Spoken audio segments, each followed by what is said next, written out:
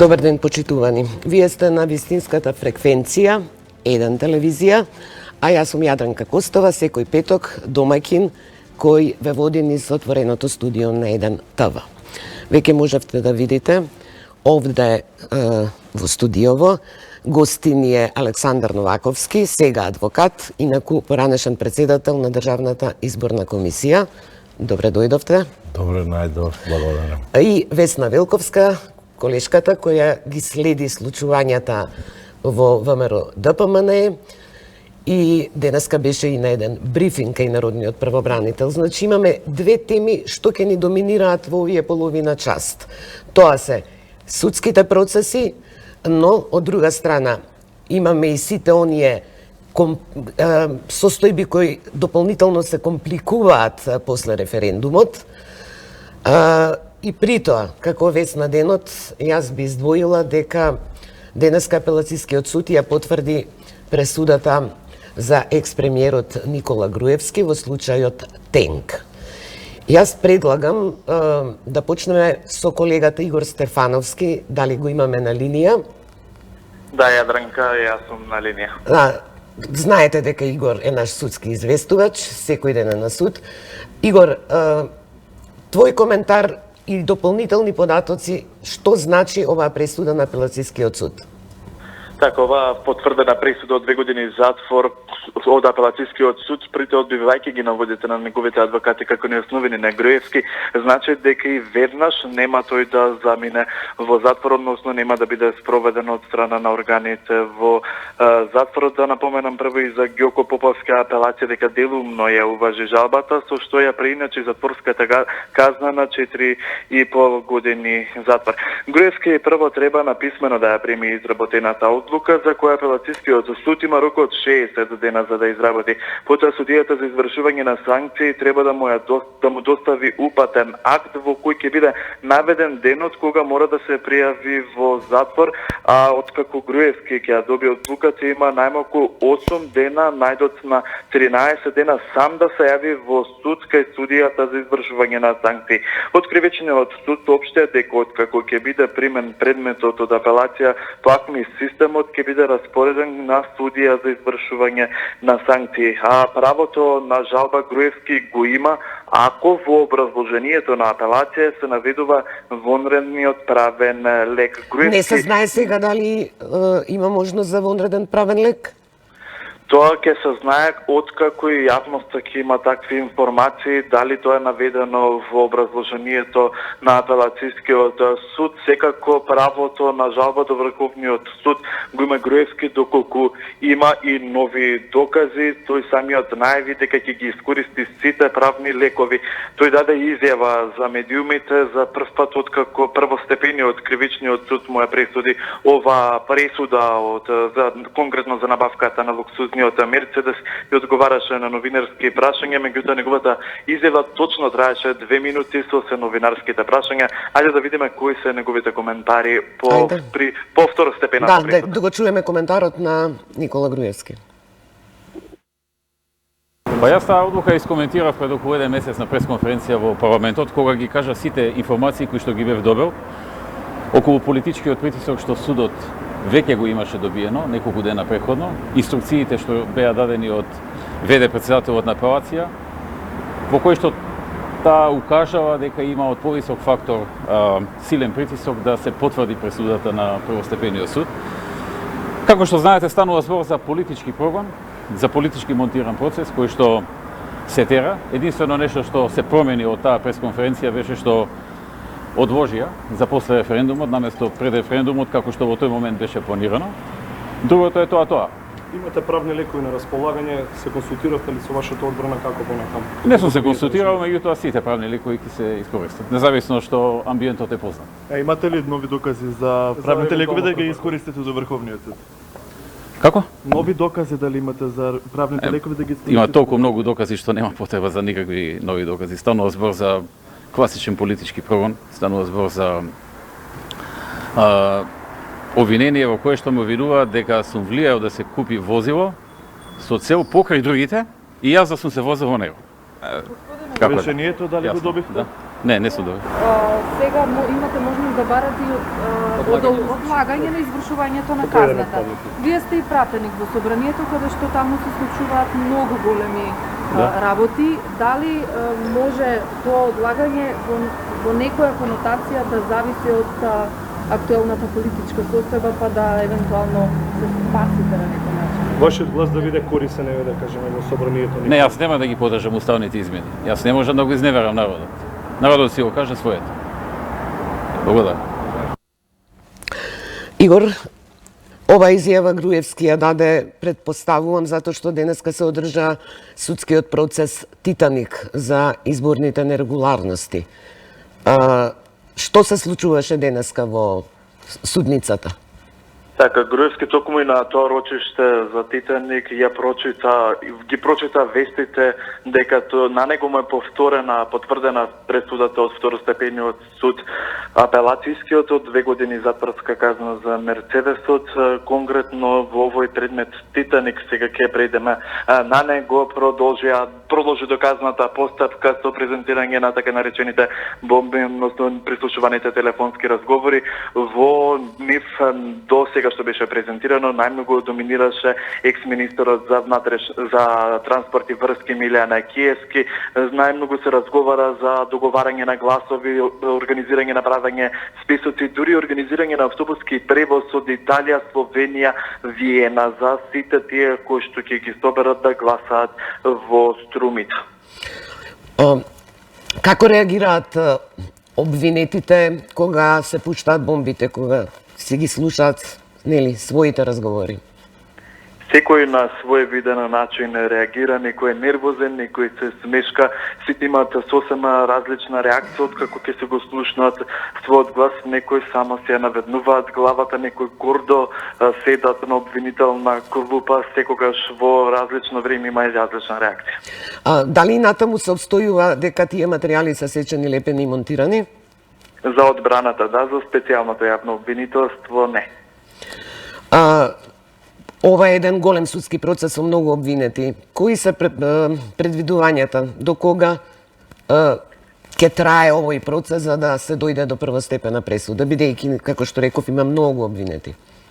Така, 21 обвинет се седнати на обвинителна клупа во кривичниот суд. Конкретно станува збор за речиси цело поранешен врв на ВМРО ДПМН и владеат и функционери во владата на Никола Груевски. По овој процес моментално е во доказна постапка со делот на презентирањето на телефонските разговори кои ги има околу 1000 за презентирање, а сега бројката до презентација нивна е стигната некаде околу 500 до 600 телефонски разговори. Благодарам, Игор.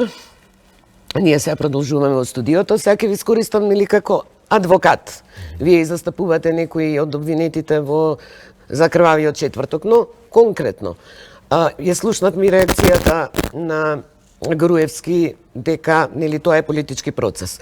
Наназад 20 и кусур години било кој од политиката, министер или слично, иако многу ретко доаѓале до судски процеси, секојаш тврдат дека се тоа политички монтирани процеси. Како ви изгледа сега судството? Вие сте, адвокат.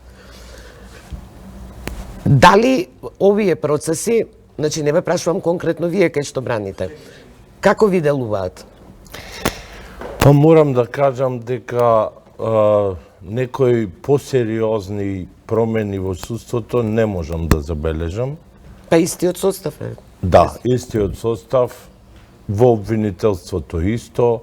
Морам да кажам дека ние сега во кривичната материја, бидејќи повеќе такви предмети застапувам, сите имаме примена на новиот закон за кривична постапка, кој е сериозен предизвик за сите, и за обвинителство, и за адвокатурата, и за судството. И мислам дека не се направи напор да се уедначи праксата во неговата примена, бидејќи, како што знаеме, одбраната во секој случај тука е најхендикепирана, а за да имаме ние владење на правото и поделба на власта, сериозно треба некој да се позанимава со реформите во судството. Да, тоа се приоритети. Приоритети. Се додека тоа не се направи, Јас ве уверувам дека сомнежот ќе биде при било која изречена и праведна пресуда. Добре, сега да преминеме на референдумот, резултатите. На вчерашната седница на Централниот комитет на ВМРО ДПМН објавија дека извршен груб фалсификат на референдумот. Тие најавија и 200 кривични пријави за членови на избирачки одбори од 7 општини. Весна, прво да чуеме што кажаа на брифингот кај народниот правобранител, пошто беше врзано со избирачкиот список. Канцеларијата на народниот правобранител денеска излезе со брифинг во кој тврдат дека околу 40.000 лица не можат да го остварат своето избирачко право по различни основи. Дали е тоа лични карти, дали се тоа различни адреси. Во секој случај ова е сепак голема бројка. Излегува со податок дека дури до 50% од затворениците не можат да го остварат своето затоа што ги нема во избирачкиот список. И овој проблем некако се провлекува. Тоа ми беше некако највоочливо од целиот брифинг кај народниот правобранител, плюс излегува со некои препораки до владата, но за тоа потоа. Така. Новаковски? Па морам да ви кажам дека Тоа е огромна бројка. Тоа е огромна бројка и јас верувам дека е тоа приближно и на моите проценки, бидејќи како што најавивте, јас бев председател на Државната изборна комисија, да не се навракам назад, јас ја дадов својата оставка поради избирачкиот список. Каде е дефектот за толку многу? Ево ќе кажам. Значи, се правиа измени за да Државната изборна комисија превземе целосното ажурирање на избирачкиот список. Во задните неколку години комплетната надлежност и со сите капацитети е доставено на Државната изборна комисија. И таа нема право веќе да повикува по институциите и по другите. Може да соработува со нив. Се работи за конкретно, ќе бидам прецизен. Ние имаме забелешка на опција и ОДХР веќе неколку изборни цикуси и претходно за повреда на Копенхашките критериуми. Тоа е дека лица кои се државјани на Република Македонија не може да го остварат правото на глас. Видите што се случи на овој референдум. Да овој референдум на тие лица не им дозволија право на глас, но имаме уште еден поголем проблем што се појавува. Значи, ние секој нареден цикус правиме додатен проблем.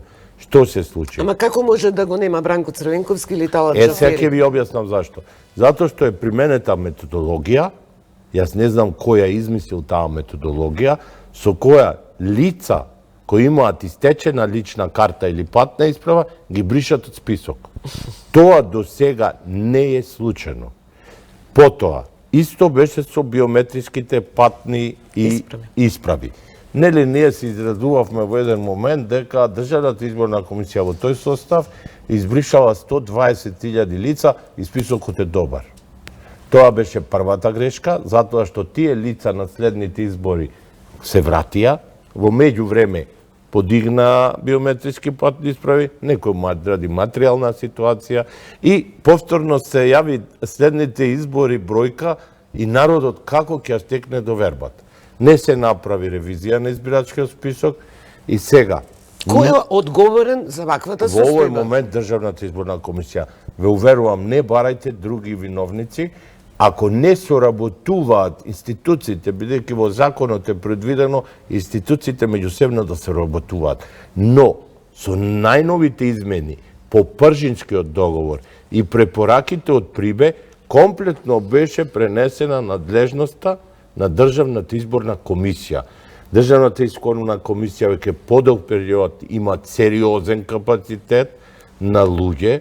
Друго е што се менува составот на изборна комисија, се отиде на привремен состав. Ево пример. Државната изборна комисија има 34 подрачни оделенија. Ако вработените од тие подрачни оделенија, кои се вработени во постојано работен однос, проверуваја во една општина по една куќа дневно, јас мислам до сега ние ќе имавме состојба чиста со избирачкиот список. Дали е реална, постојано се спори, бидејќи сме немале попис долго време, дали е реална таа бројка на гласачи од 1.800.000? Повторно ќе ви кажам, и тоа е мојот став од Да. самиот почеток, дека попис и избирачки список не може да се споредат. Тоа ние во експертската јавност, според некои европски стандарди, е мешање на две работи кои не може да се мешаат. Но, ако се направи попис, може тој попис да се искористи од страна на надлежните во Државната изборна комисија, паралелно со пописот, за да биде поевтина и операцијата да се воведе и проверка на избирачкиот список. Друго, ние мора да имаме точна евиденција. Колку гласачи во последните, пример, години немаат влез и излез во Република Македонија. Бидејќи ние не можеме да избришиме државјани на Република Македонија, ако, пример, по било кој основ, е во избирачкиот список. Значи, тоа би можело МВР да проверува влез излез. Да, МВР тоа мора да го прави по барање на Државната изборна комисија. Весна, имаш, колку се, да, колку се реални сите оние информации дека околу 300 до 400.000 граѓани, наши државјани, се на избирачкиот список се надвор од државата и не може да го остварат своето. Тие вистина се надвор, но ние имаме проблем затоа што законот нема дава можност тие граѓани, ако се државјани на Република Македонија, да ги избришете од избирачки список. Значи, мора да се интервенира и во законот. Али јас би предложил, ако ние не сме способни да направиме една ревизија на избирачкиот список, а јас мислам дека сме, со правилна методологија, јас ве уверувам дека методологијата за прочитување беше погрешена. Така. И ќе дојдеме до ова вие што го предлагаме, мислам, да списокот, ако не може да се прочисти, да се оди на активна регистрација. А тие лица не можеме да ги избришиме ако се државјани на Република Македонија. Но сега имате проблем. Луѓе му истекла личната карта и не може да извади сабота лична карта затоа што ДИК го избришал од избирачки список. Па зашто работе онда сабота и Да, недела? јас бев збуната, мислев дека и тој ден издаваат, но тие, оние предходно што аплицирале... До сега не е случајно, ве уверувам, и затоа бројката која е спомената, а имаше и на предходните избори народниот правобранител, апелирано за ова да се преземат мерки. Така, имаше ли уште нешто од Па имаше брифингот некои важно да препораки споменеме? од Канцеларијата на Народниот правобранител на владата и препорачува, значи да се изврши измени и дополнување на изборниот законник со цел Министерството за внатрешни работи до ДИК да достави извештај по заклучување на избирачкиот список со податоци, со бројот. Постојано менуваме нешто. Постојано и од менуваме и законите, имаме препораки, така составот, а никако да направиме ситуацијата да биде чиста, во која нема да има сомнеш за... Па видите, не се почитуваат ни препораките од конечниот извештај. Так. Ние сме членки на Советот на Европа, парламентарното собрание. Венецијанската комисија има дадено задолжителни некои препораки. Во тој случај, значи не може со административни мерки да му се оневозможи уставното право на глас. гласање, Кај нас се случува? Никој не испита која е бројката сега на лица кои не оствариле право на глас. Ако е оваа бројка, Тоа е огромна бројка. таа е веќе огромна. 40 до 50.000, така. Да, Тоа е... ама рачунајте на парламентарни избори колку пратеници менува мандат. А ние веќе зависиме од собранието Така. и од преговорите. Зборувавме Титаник, процесот беше за изборни нерегуларности 2013-2011, но како што веќе реков, од ВМРО ДПМН, кои вчера имаат Централен комитет, обвинија дека на референдумот е направен груп фалсификат. Па предлагам од режија да ја чуеме изјавата на Александар Новаковски. Се извинувам, Николовски. Централниот комитет вечерва ги разгледа и ги потврди заклучоците донесени на вчерашната седница на извршниот комитет за кој што информира вчера, а кратко се однесуваат на веќе познатите три точки. Тоа е разрешување на јавниот обвинител и избор на јавен обвинител на предлог на опозицијата со цел истражување и процесирање на сите нерегуларности кои што се случија пред, за време на референдумскиот ден и по референдумот. Формирање на анкетна комисија во собранието составена од пратеници која што треба да ги истражи сите нерегуларности и да ги процесира до соодветните органи и почитување на законот за влада и за избори, со цел доколку има избори, да се формира влада по пржински модел со мандат од 100 дена. Централниот комитет вечерва донесе заклучок итно општинските комитети да формираат општински изборни штабови кои ќе функционираат до завршувањето на претседателските избори. Централниот комитет детално ги анализираше нерегуларностите во одредени општини каде што над 50.000 гласови беа злоупотребени во текот на референдумскиот ден, односно имаше грубо полнење на кутии, како и сите притисоци кои што се случија пред референдумскиот ден и сите континуирани притисоци кои што се случуваат по референдумскиот ден. Скоро сите претседатели на општински комитети информираја дека голем број граѓани кои што не излегле на референдумот или има сознание дека излегле ама гласале против, се разместени од своите работни места, надвор од Законот за јавна администрација и се бркани од работа од приватните компании. Повторно порачуваме до раководителите во институциите кои што се нарекуваат јавна администрација да работат согласно закон затоа што се документираме и соодветно ќе го процесуираме, а до собствениците на приватни фирми да се грижат за собствената работа и за правење профит, а не за терање политика.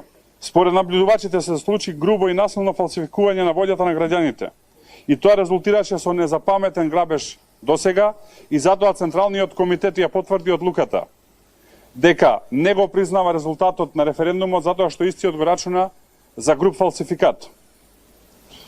Од тие причини ВМРО-ДПМН во текот на утрешниот ден ќе поднесе кривична пријава до јавното обвинителство против повеќе од 200 лица. Станува збор за председатели, заменици председатели, членови и заменици членови на избирачки одбори на избирачките места во општините Струга, Центар Жупа, Кичево, Желино, Боговиње, Пласница и Сарај. Се враќаме во студиото. Весна, ние знаеме дека од сите меѓународни фактори дадоа добри оценки за референдумскиот ден, за процесот. Но, дали имаш сознание, дали ВМРО-ДПМН поседува докази конкретни за дека се случувало полнење на кутии и слични работи? Денеска јавното обвинителство излезе со интересна бројка. Има регистрирано 40 нарушување на јавниот ред и мир при гласањето, но рече дека од нив 37 била е со полесни нарушувања, што воопшто не е преземено никаква акција од страна. Но некаква организирана акција, дали имало за полнење кутии? Дали ВМРО има докази или не знаеме? ВМРО тврди дека има, но треба да излезе јавното обвинителство со конкретна информација. Единствено во село ми слушава нешто. Имате сомнеш за голем фалсификат дека е правен? Не.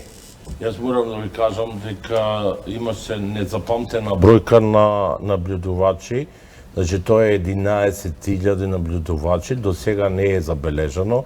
И имајќи во предвид дека овие податоци од каде ги црпат, бидејќи составот на избирачките одбори е од 3 члена од редот на државната администрација и јавната, значи тие записници не може да се даваат ако не сте овластени представници. Значи, симптоматично како ги имаат тие записници. Значи, тие записници, ако има сомнеш, дик како што постапи по службена должност, мислам поништи едно избирачко место, не знам поништи, али не влијаше на резултатот по закон. Значи, јавното обвинителство конкретно работи исклучиво, има дежурство и ако ги добие тие записници, ќе си постапи. Значи, не можеме да навлегуваме дали имало или не. Јас се сомневам пред таква број на наблюдувачи и да нема процесирано ни една постапка во Државната изборна комисија дека би постоело таков процес. Уште накратко за крај, ме интересира, имате ли вие некаков предлог за да се реши оној проблем што во јавноста се прикажува дека 300-400.000 граѓани ги има во избирачкиот список, а се надвор од државата? Некој предлог како тоа би се решило? Јас имам предлог и неколку пати го повторувам, но секако политичките партии сакаат секогаш поради своји интереси да имаат повеќе гласови. да се не да се додворуваат на диаспората. Тоа е.